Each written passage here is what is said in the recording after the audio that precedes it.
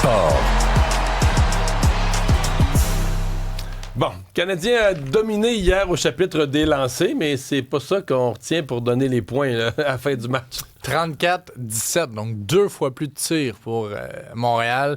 Surtout en deuxième période, là, on a senti que le vent avait tourné. Le problème, c'est que le trou qu'on s'était creusé était peut-être un peu trop profond. 2-0 après une, 3-0 en début de deuxième. Sur chacun des buts, on a senti peut-être l'instabilité défensive. Mais dans la première minute, de la première et de la deuxième, on donne un but tout de suite. Exact. Ah, c'est comme si on sort pas du vestiaire complètement. Là. On sort du vestiaire rien que sur une patte. 44 secondes après le début du match. Premier tir que Samuel Montembeault a affronté, un but. En même temps, il ne pouvait pas rien faire là-dessus.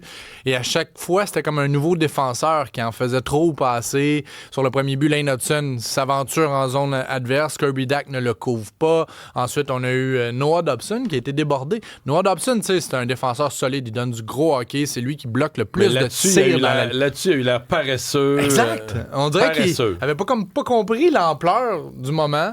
Et tu sais que je me suis posé comme question dans le match hier, parce que l'avantage numérique du Canadien qui a retrouvé son air d'aller depuis un moment, hier, ça a été catastrophique. Ça a amené à 2 buts de l'adversaire. Je me suis demandé si c'était pas une façon de réintégrer Patrick Laine dans l'alignement. Même si Martin Saint-Louis a pas le goût. Parce que hier, on a posé la question, je le sais pas. Mais là, tu sais... Tu changes pas une équipe qui va bien, mais là, l'avantage numérique, hier, c'était vraiment décousu. En même temps, ça allait bien.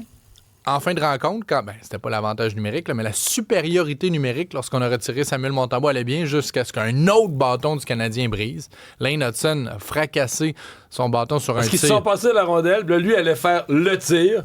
Puis le bâton, il pète des mains, puis ça donne la rondelle à l'adversaire pour aller marquer d'un filet désert. C'est arrivé 2 fois dans le même match à Matheson dans des situations névralgiques. Demidov, plutôt cette saison. On a un problème de bâton avec le Canadien. Et là, surtout, on a un problème de classement. Puisque les Sabres sont maintenant à 2 points du CH, un match en main. Il y aura un autre duel avant les Jeux olympiques entre Montréal et Buffalo. Mais samedi, les Bruins de Boston qui ne perdent plus. L'équipe a gagné 8 de ses 10 derniers matchs, tout près du Canadien également. Et le match est à Boston entre Montréal et les Bruins. Carré d'as, il reste 4 équipes qui pourraient gagner le Super Bowl. Elles s'affrontent pour choisir justement qui va se rendre au Super Bowl en fin de semaine. Hier, je t'ai transmis le commentaire de nos auditeurs. C'est bon quand même. Une observation intéressante. Exact, qui veut pas rien dire sur les matchs, mais qui est quand même particulière.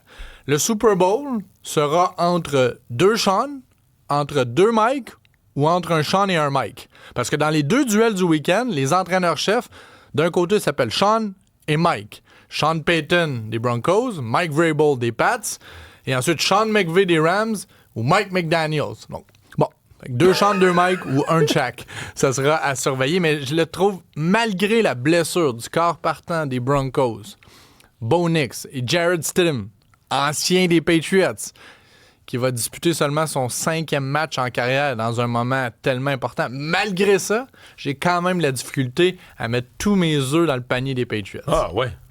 Moi, je pense qu'il n'y a pas de match. Là. Je sais pas. Peut-être que je me trompe. Là. La défensive... Une chose qui va en faveur des Patriots, c'est que ça va être une 3e défensive top 5 de la Ligue en 3 semaines. Ça, c'est jamais arrivé qu'une équipe bat 3 défenses top 5 en route vers le Super Bowl. On a battu les Chargers, on a battu les Texans, et là, les Broncos. Les Broncos ont toute une ligne défensive.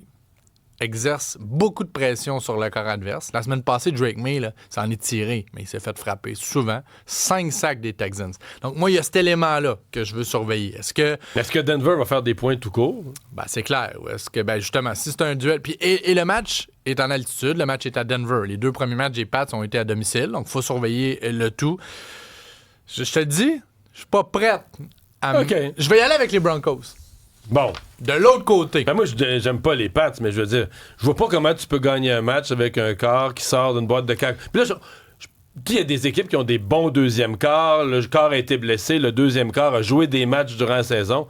Et tu parles d'un gars qui a pas lancé un ballon dans un vrai match depuis 2023. Mais là, venant d'un gars qui a levé les bras en l'air, qui a célébré un Super Bowl, gagné avec Nick Foles, contre les Patriots. Ben justement, Nick Foles avait joué. Là. Il était dans l'équipe. C'était quand même un remplaçant. Super Bowl, là. C'est quand même un remplaçant. Mais j'avoue, écoute, il a été le MVP, le joueur du match au Super Bowl. Bon. De l'autre côté, 3e duel cette année entre les Rams et les Seahawks. Les 2 premières fois des matchs de fou. qui se sont gagnés à la limite. Il y en a même eu un en prolongation. C'est une grosse rivalité.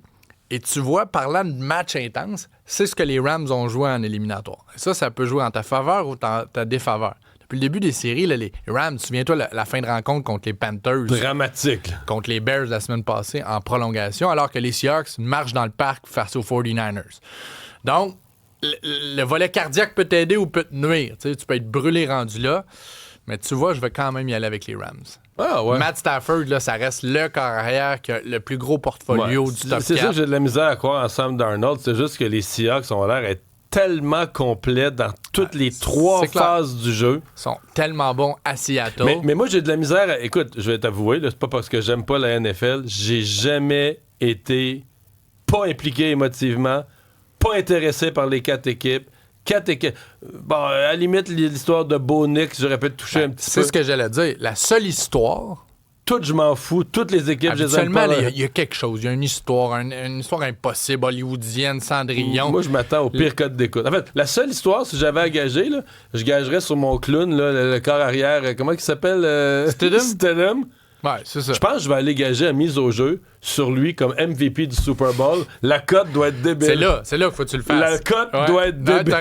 T'as raison. Surveillez aussi un élément, un des deux porteurs des Seahawks, là, parce que le Seattle, c'est une équipe qui court le ballon, et ensuite, Darnold progresse. Un des deux porteurs ne joue pas, Charbonnet. Qui est blessé, à la fin du match. Donc ça, c'est peut-être un élément. Donc je vais y aller de reculons, parce que moi aussi, je trouve pas que c'est une grosse affiche, mais je vais y aller de reculons avec les Rams et les Broncos au Super Bowl. Bon, je vais aller avec les deux autres, juste pour t'ostiner. Allez, bonne fin de semaine.